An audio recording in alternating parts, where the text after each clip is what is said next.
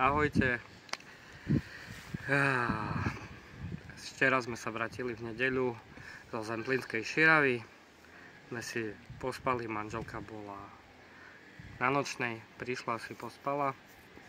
Na Širave bola slabá aktivita, kaprika sme žiadneho nespravili, za to sme zrobili pár pleskačov, jedného sumčeka, no a úbohá aktivita. Ale chystáme sa vysporiadať účty si so Širavou v oktobri, takže Širava Tesa, minimálne 4 noci tam budú isté, to mi nikto nezoberie, mne mamka. Aj manželka už si plánuje dovolenku na to, aj, takže Širava je naša.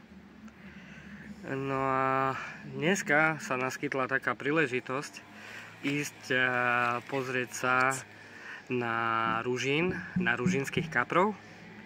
Aj, že vraj boli tam si vyskúšať v sobotu, či v nedeľu, to už neviem, to je jedno.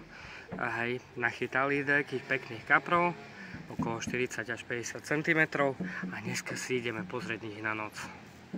Takže vidíme sa na Ružine, pozerajte nás, pozrite si stránku Outdoor Fish a čakajte, od stredy nejaké novinky sa začnú ukazovať na outdoorfish.sk, ktoré možno, že vás prekvapia, možno, že nie, a plánujeme ešte veľa ďalších noviniek, aj nejaké akcie, takže nás pozerajte.